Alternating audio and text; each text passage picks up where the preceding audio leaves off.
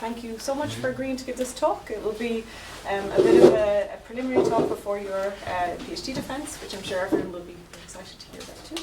But thank you, Arnaud. Yes. Christine, if you can signal me when I reach 30 minutes, because that's 30 minutes. kind of my deadline for the PhD defense. I'm pretty sure I won't succeed because there's so much to go through, but I'll try. So my PhD starts with like the very basic questions of why do we humans care? But more specifically, why do women care so much? And as always, as you should all do, the first thing I did is I just asked my mom. So I was like, hey mom, why were you always by my side? Well, dad went for cigarettes that one time and he came back only 8 years later. And she said, well, you don't question a mother's love. That you carry a living thing within you for 8 months and then you'll see, you just know what to do. But if we were rich, would you have paid a young woman with an immigrant status to take care of me? I think you guys call that fille au père. Yeah. And she said, of course I would. Like, child rearing is really hard work. And I'm really glad that my sister, your aunt, was there from time to time to let me breathe a little. And on the other side, you can see here Google's best advices to mom and Google's best advices to dads. So it seems like there's something instinctual for mothers that they just have to trust their guts, but maybe sometimes it's a bit too much, they have to let go. While the dads were just asking them to merely be there, and that'd be already good. So we have this general popular wisdom of the maternal instinct, that it's strong, that mothers are irreplaceable, that they always get the job done. And this is a gender stereotype that is widely present in popular culture. But yet, when we look at research, there's a high prevalence of postpartum depression in mothers. The generally cited average is around 10 to 15%, but there's actually a very wide variation. And I think for our sample, studies you'll see later, it's about 25%, right? So a lot of mothers get stressed out, and maybe they get stressed out because they don't feel like they have this maternal instinct. And that sort of reminded me of another story. This man in my granddad's village called Jean-Pierre, he was always going around with this massive boar following him. And the boar was basically acting like a dog. Like you would come and rub its belly, and really cute. And the story behind it is that Jean-Pierre was out hunting with his army of dogs, and eventually, at some point, the dogs stopped and they were all chewing on something. And he came down and saw this, like a few days old boar. And somehow, he decided to rescue that boar and to bottle feed that boar and to raise it. And as a child, it's actually not a picture of Jean-Pierre because it's illegal to have a boar and I'm not going to snitch on him. But surprisingly, it's pretty common for French people to raise boars. I didn't know. So when we look at parenting research, it sort of confirmed this idea that there is something instinctual. So my mom was partly right.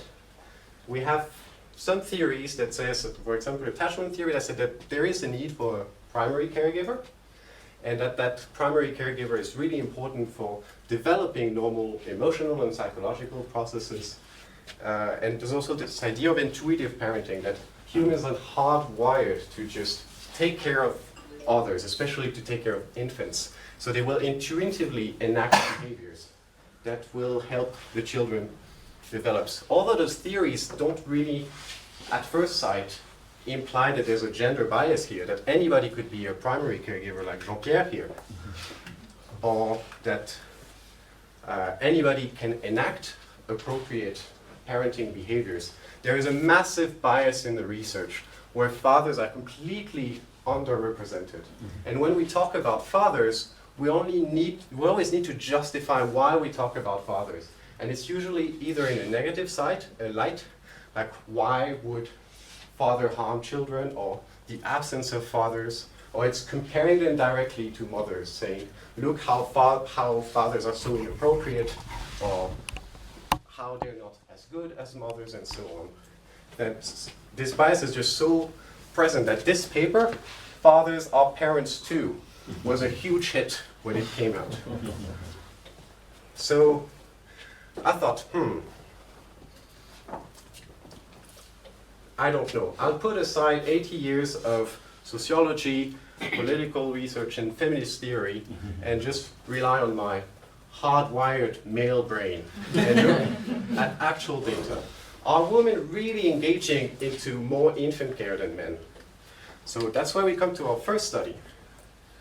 So we had an experience sampling studies where we tried to recruit parents that were just had newborn infants. And the inclusion was that both parents had to participate. And we decided to look at nighttime behavior because at night, both parents are at home and both parents are equally exposed to their infant. So when the child cries, both parents theoretically can hear the child crying, and they can also theoretically both act upon it. And you know, if we all have this natural instinct to care for children, probably like dads would help out from time to time, right? And here's what we found. So we fitted a hierarchical Bayesian model with better distribution, underlying different gender biases for each couple. And here you can see, does it point? Oops. Okay. Here you can see the biases of nighttime responses in mothers. So on your right. On your right, it's mother dominant, and we see that mostly mothers do all the work, right? And if we look at the mean bias, we are about 75%, 76, which is clear evidence that mothers are doing most of the work. It's even more explicit when we look at the full distribution of biases, which is heavily skewed towards one. So, okay, maybe men don't participate so much in infant caregiving, but why is that? Like, how can we explain that?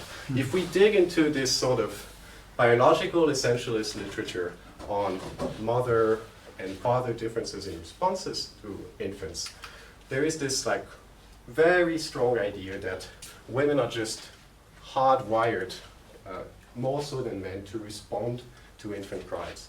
They are more annoyed by infant cries. They're faster to respond to infant cries. And this is an idea that we trace down, I guess, in science all the way back to Darwin, but that probably has a longer lifespan. The thing is that there is not really any experimental evidence for that. There is evidence with mothers and fathers, but these have been socialized as mothers and fathers. They've had kids that they've been raising according to our gender norms, so the mother's at home, the dad at work. Maybe we should look, if there's such a deeper instinct, maybe we should look also at people that are not parents. So are women, generally speaking, more sensitive to cries than men? And that's where we get to our second study. So remember, we were working with nighttime caregiving, so we set up a nighttime experiment where we hired participants, both men and women, and we had one participant at a time, alone, at home in their own bed, and we gave them a smartphone that basically acted as a random alarm throughout the night. We had two types of sounds, some alarm for patrols and some cries, and in total we had 8 trials over the night. So you would be woken up about 8 times, which is not so uncommon if you've had children. It can happen.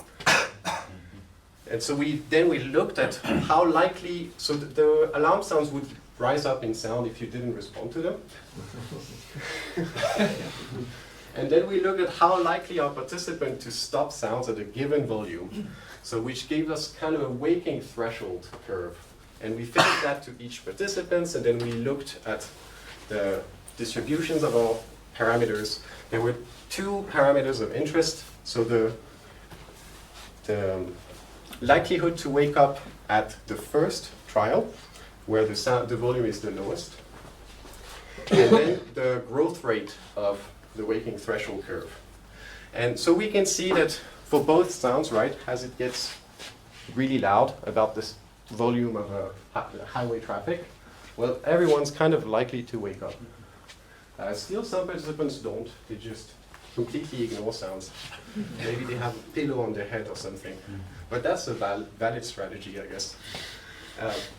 But we do see a gender difference in the likelihood to wake up at the first trial. So when at very low volumes, women seem to be more sensitive to sounds. And it's regardless of if the sounds are cries or if the sounds are alarms. And that's also a common finding in studies of sleep. Women are report more sleep disruption in general. They're more likely to wake up at night. And so that doesn't seem to, we could stretch it and make an evolutionary argument about it, but that doesn't seem to be directly related to cry sounds. Okay. And now we wondered, can this small difference explain women's dominance in nighttime care work and the one that we've just exposed in our first study? And so for that, we set up a simulation study where we just took those posterior of the parameters of our second study, and we just generated fake participants with their own waking threshold curve. Then we paired together into artificial couples. And then we subjected them, those artificial couple, to about 4.5 cries per night over 6 nights.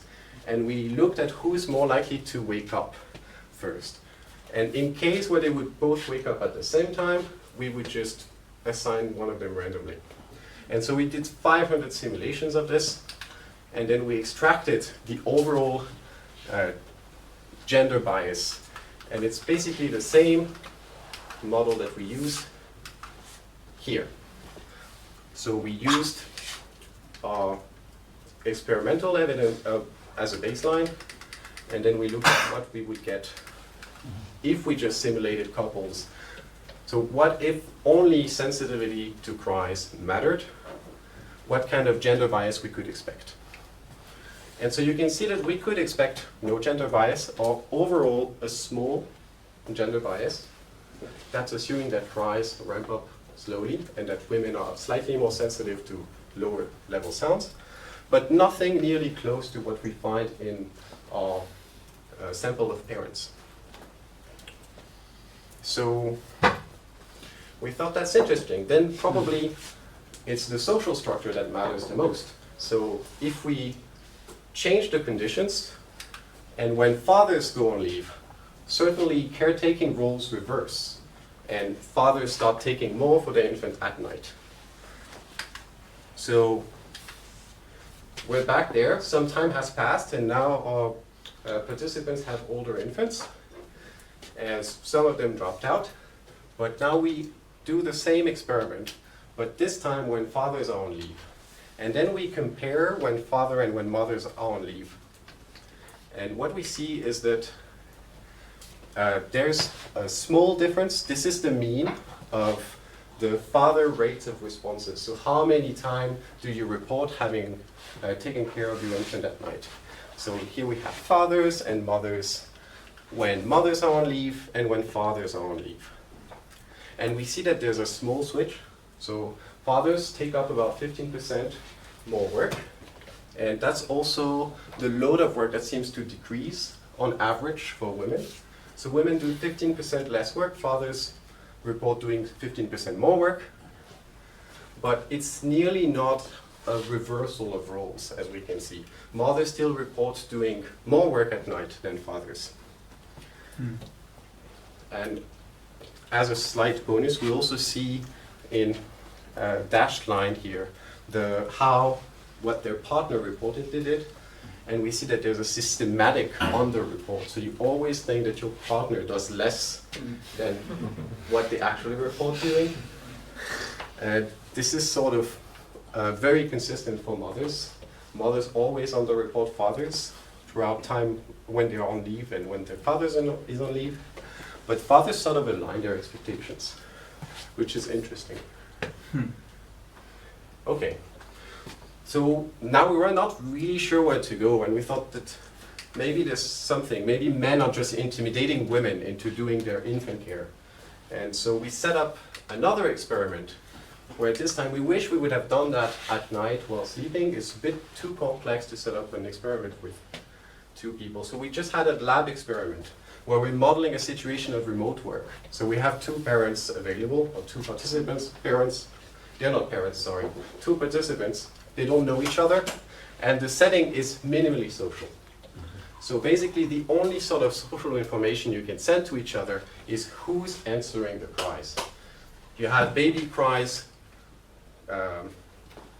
just blasting at the sound of, at the volume of highway traffic in the room, and both participants have a little button. We tried making them get up and like fake caring for a baby, but nobody would do anything. So we just had to make it as simple as possible for them. They have a button and they can stop the blasting cries. The cries are at random times throughout the experiments, and then we look at who took care of stopping the cries. And so then in this context, is there something specific about how women are socialized or how women are instinctively that makes them take more load than someone else that's with them? And actually no. So we don't find any overall gender bias, but if we look at the actual distribution of strategies, we could say, or of biases, we see some kind of weird over-dispersion. And here we have all the individual participants' biases, and we see that there's just a wide range of strategies, right? So we were thinking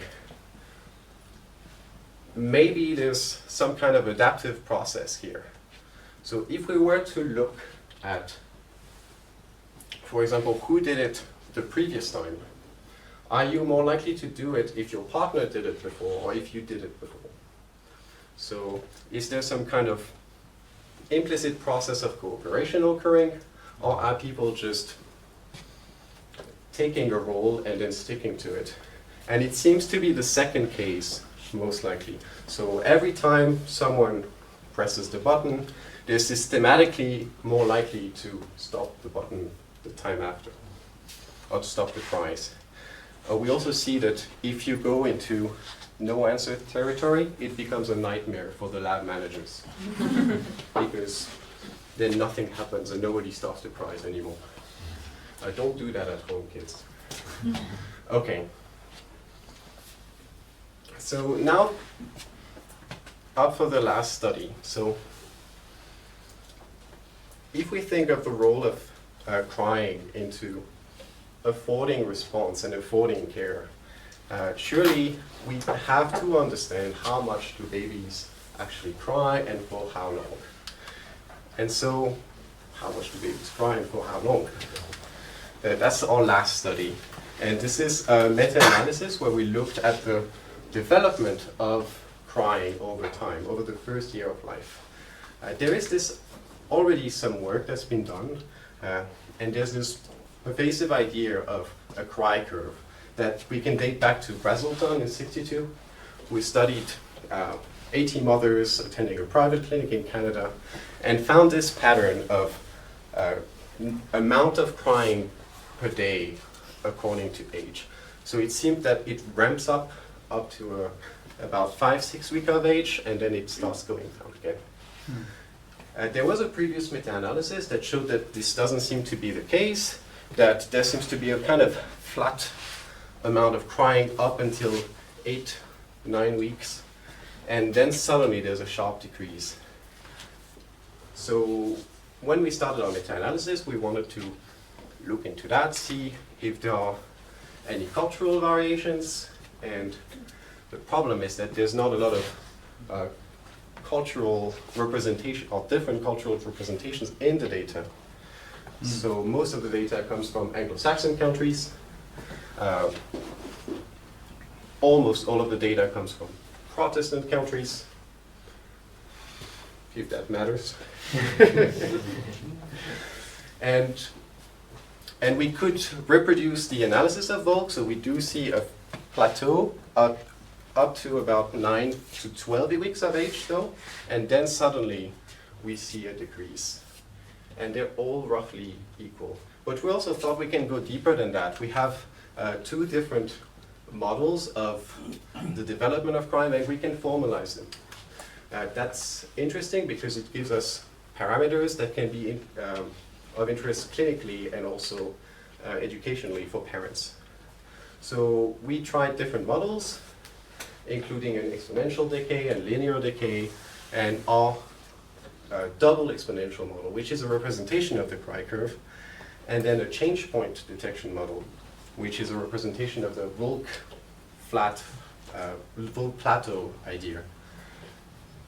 And so what we see is that there seems to be a substantial period of cry in early infanthood, and the peak crying was estimated at around 4 to 5 weeks of age, while the period of decrease for the second model was estimated around 10 weeks of age.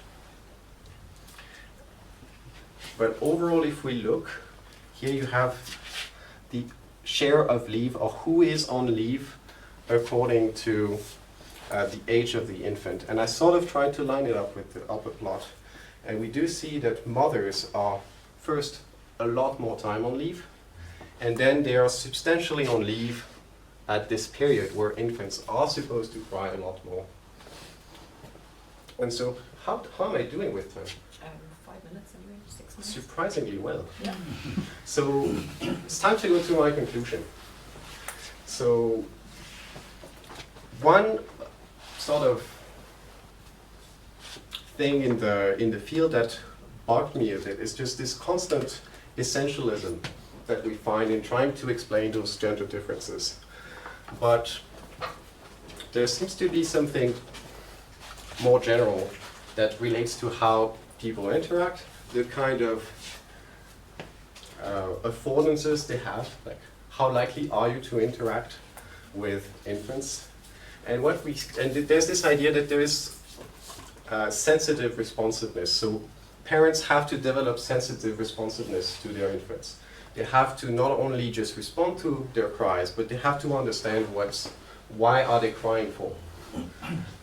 And so adaptive responding relies on this sort of interplay with the parents, trying to figure out what the children want and trying to adapt to that and learning this sort of processes. And so we do see that women just generally take more leave when children are crying more. So they're generally more exposed to children crying.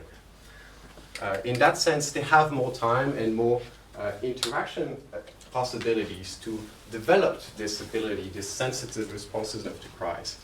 And that leads them naturally to adopt this role of domestic expert. And that's it for my talk.